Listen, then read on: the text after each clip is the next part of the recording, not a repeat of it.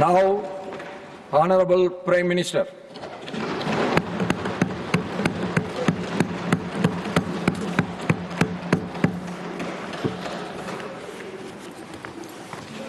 आदरणीय सभापति जी, सदन की ओर से मेरी तरफ से मैं श्रीमान हरिवंश जी को बहुत बहुत बधाई देता हूं।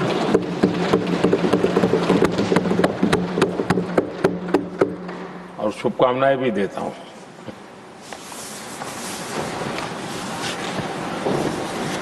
राज्यसभा उपसभापति के रूप में लगातार तीसरी बार निर्वाचित होना, ये अपने आप में इस सदन का आपके प्रति जो गहरा विश्वास है और बीते हुए कालखंड में आपके अनुभव का जो सदन को लाभ मिला है, सबको साथ लेकर चलने का आपका जो प्रयास रहा है, उसको एक प्रकार से सदन ने आज एक मोहर लगा दी है। और ये अपने आप में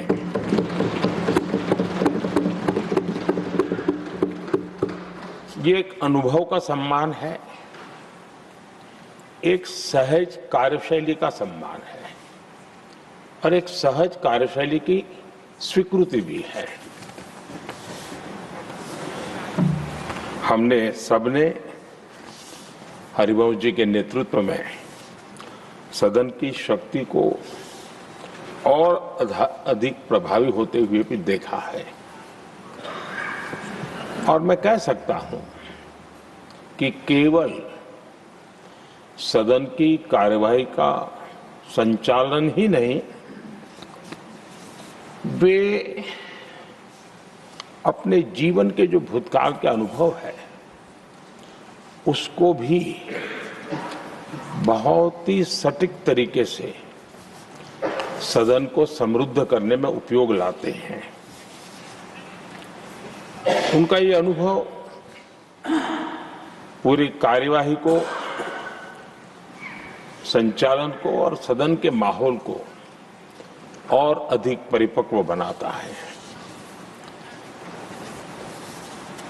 मुझे विश्वास है उपसभापति जी का नया कार्यकाल उसी भावना, संतुलन और समर्पण के साथ आगे बढ़ेगा और हम सबके प्रयासों से सदन की गरिमा को नई ऊंचाई प्राप्त होगी।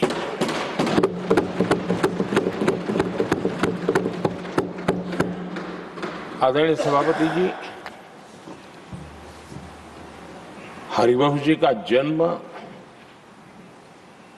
जेपी के गांव में हुआ और सहज रूप से ग्रामीण पृष्ठभूमि के कारण उन्होंने अपने गांव के विकास में विद्यार्थी काल से भी कुछ न कुछ करते रहे। उनकी शिक्षा दीक्षा काशी में हुई और इन सारे विषयों पर मुझे भूतकाल में बोलने का अवसर मिला तो मैं काफी कुछ कह चुका हूं, इसमें से आज उसको दोहराता नहीं हूं। एक बात का उल्लेख आज जरूर मैं करूंगा। आज 17 अप्रैल है और 17 अप्रैल 1927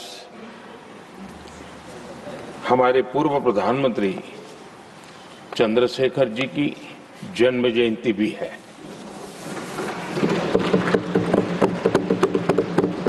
और विशेषता ये है कि आज 17 अप्रैल को आप जब तीसरी बार इस दायित्व को संभालने जा रहे हैं और वो भी चंद्रशेखर जी की जन्म जयंती पर, और चंद्रशेखर जी के साथ आपका जुड़ाव,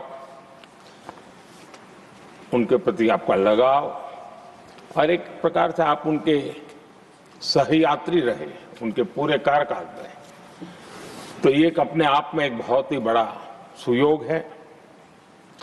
आपने चंद्रशेखर जी के जीवन पर किताबें भी लिखी हैं और चंद्रशेखर जी के एक बृहद जीवन को नई पीढ़ी तक पहुंचाने का एक बहुत बड़ा काम भी आपने किया है और इसलिए आपके लिए एक बहुत बड़ा विशेष अवसर बन जाता है कि चंद्रशेखर जी की जन्म जयंती पर आपका तीसरा कार्यकाल का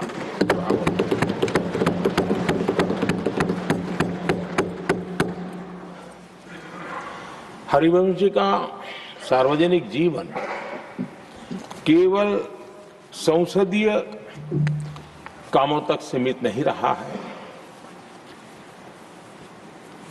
पत्रकारिता के उच्च मानदंड आज भी आदर्श के रूप में रेखांकित किए जाते हैं। लंबा जीवन पत्रकारिता का रहा, लेकिन पत्रकारिता में भी उन्होंने उच्च मानदंड को हमेशा आधार माना। हम सब जानते हैं उनकी लेखनी में धार है, लेकिन उनकी वाणी में और व्यवहार में सौम्यता और शिष्टता भरी भरी रहती है। ये अपने आप में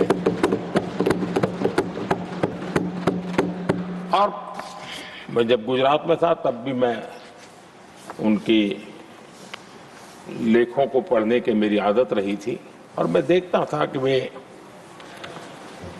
अपना पक्ष बड़ी दृढ़ता के साथ रखते थे और मैं अनुभव करता था कि उसमें काफी अध्ययन के बाद उसका निचोड़ उसमें प्रकट होता था।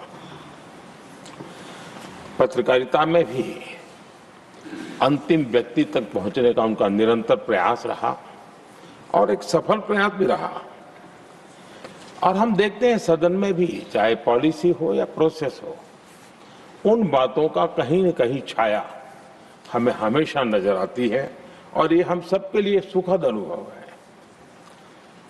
वे समाज की वास्तविकताओं के साथ गहरे जुड़ाव के साथ काम करने वाले रखते रहे। मैं तो कहूंगा जो चाहे लोकसभा हो या राज्यसभा हो, जो नए सांसद आते हैं वे हरिवंश जी से बहुत कुछ सीख सकते हैं, बहुत कुछ बातें करके उनसे जान सकते हैं। क्योंकि जब वो पत्रकारिता में थे तो उनकी एक कॉलम चलती थी, हमारा सांसद कैसा हो, हमारा पार्लियामेंट मेंबर कैसा हो। तब उनको शायद पता नहीं होगा, कभी उनको भी बैठना पड़ेगा, लेकिन वो लिखते थे और वो बातों में बहुत ही व्यापकता रहती थी। सदन की गरिमा और बैठने वाले सदस्य का दायित्व और उसके आचार विचार को लेकर भी बहुत गहरा उनका अध्ययन रहता था और उन बातों का उपयोग आज हमारे सदन के साथी उनके साथ बैठ करके बहुत कुछ जान सकते हैं, सीख सकते हैं। समय की पाबंदी, एक डिसिप्लिन लाइफ में और अपने कर्तव्यों के प्रति गंभीरता, ये आपकी विशेषता रही है और शायद इसी के कारण आप सर्वस्वीकृत व्यक्तित्व आपका विकसित हुआ है। हमने देखा होगा जब से वो राज्यसभा के सदस्य बने हैं, मैं कह सकता हूं कि पूर्ण समय वो सदन में होते हैं।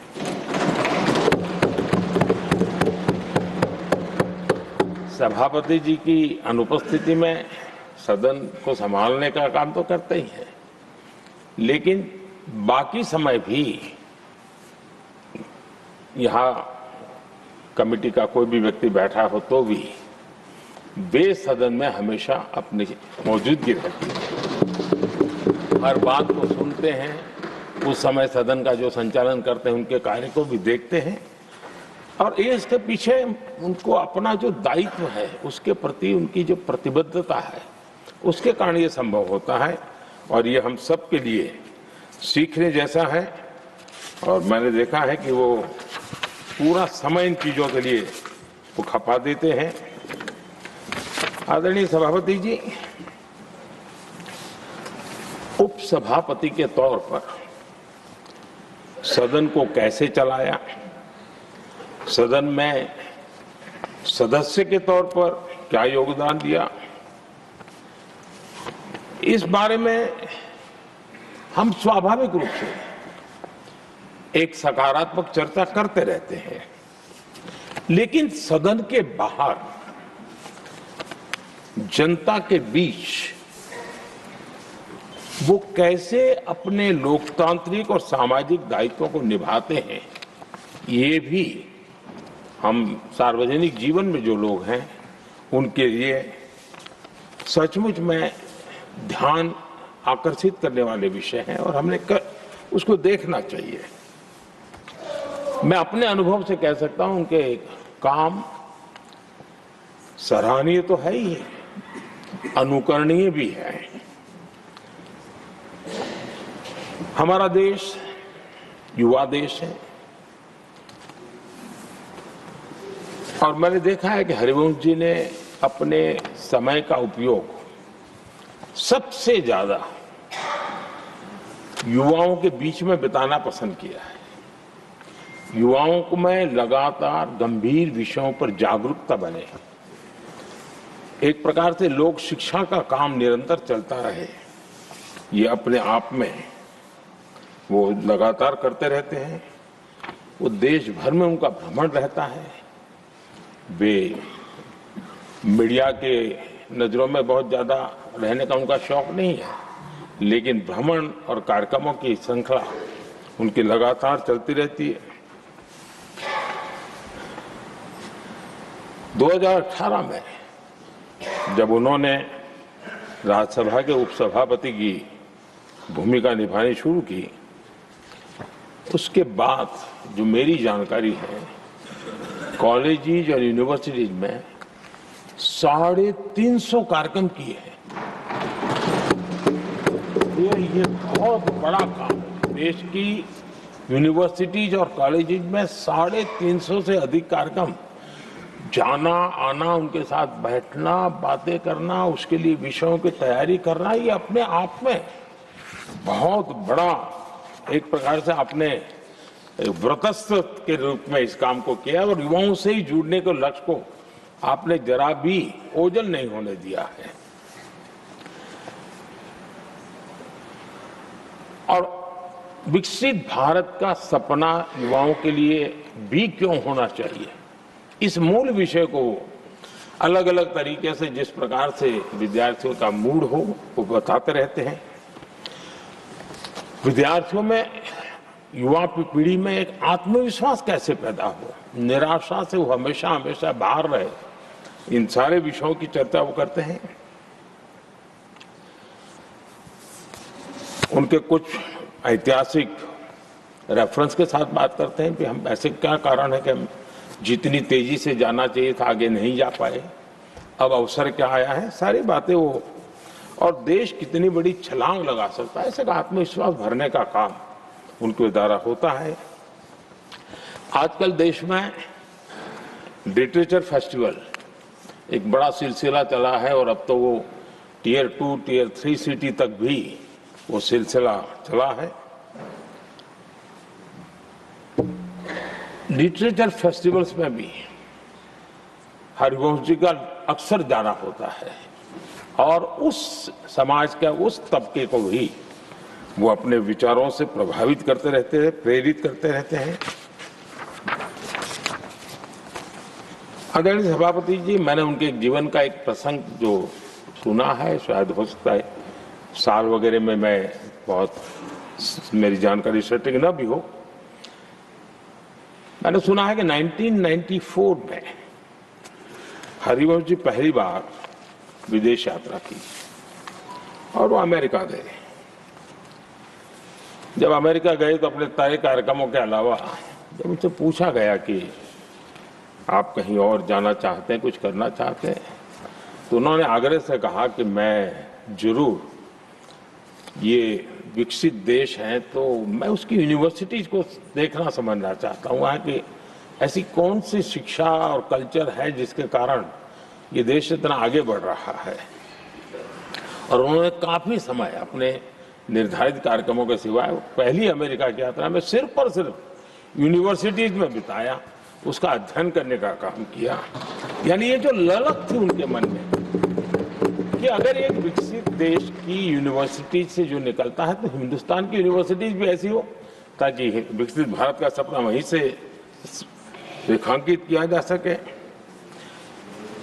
आदरणीय सभापति जी, एमपीज को एमपी लेड फंड के संबंध में तो काफी चर्चा रहती है और एक बड़ा पसंदगी का विषय भी रहता है एमपीज में, और कभी कभी तो ये भी संघर्ष रहता है कि एमपी लेड फंड इतना है और वहां उधर एमएलए फंड ज्यादा है, उसकी चर्चा रहती है। लेकिन एमपी फंड का उपयोग कैसे हो, एमपी लेड जो फंड की बातें, उसमें हरिवंश जी के विचारों को मैंने स्वयं भी सुना है, मैं प्रभावित हूँ इससे, लेकिन हमारी भी कुछ मजबूरी रही है, शायद हम उनकी अपेक्षा के अनुसार उसको कर नहीं पाए हैं, क्योंकि सबको ऐसे विषय में साथ लेना जरा कठिन होता है। लेकिन उन्होंने खुद के उस जिम्मेवारी को कैसे निभाया है, मैं समझता हूं वो भी हम लोगों ने,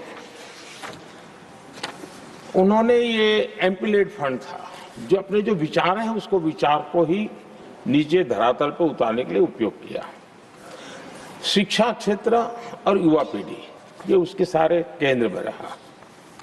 एमपी लेड फंड उन्होंने इस्तेमाल करने के लिए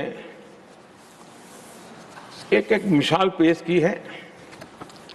उन्होंने विश्वविद्यालय शिक्षण संस्थानों में ऐसे अध्ययन केंद्र स्थापित किए और उसका प्रभाव लंबे अरसे तक रहने वाला है, और उसमें भी उन्होंने प्रोजेक्ट ओरिएंटेड समस्या के समाधान को केंद्र में रखा। जैसे लुप्त होती जा रही भारतीय भाषाओं, उनके संरक्षण के लिए उन्होंने आईआईटी पटना में एक अध्ययन केंद्र के लिए एमपी लेड फंड का उपयोग किया।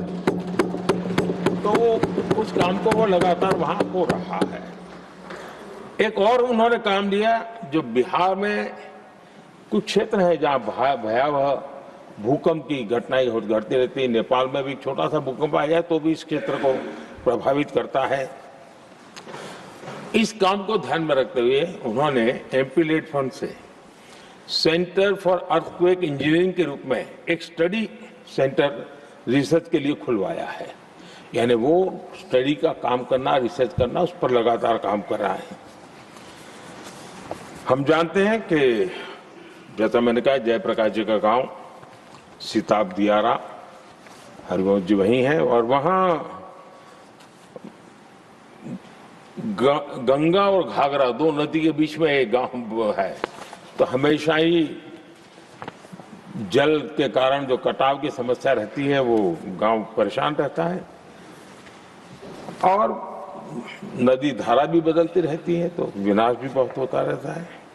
उसको भी ध्यान में रखते हुए उन्होंने एमपी लेड फंड से इसके वैज्ञानिक अध्ययन के लिए उन्होंने पटना की आर्यभट्ट नॉलेज यूनिवर्सिटी में एक नदी अध्ययन केंद्र खुलवाया है।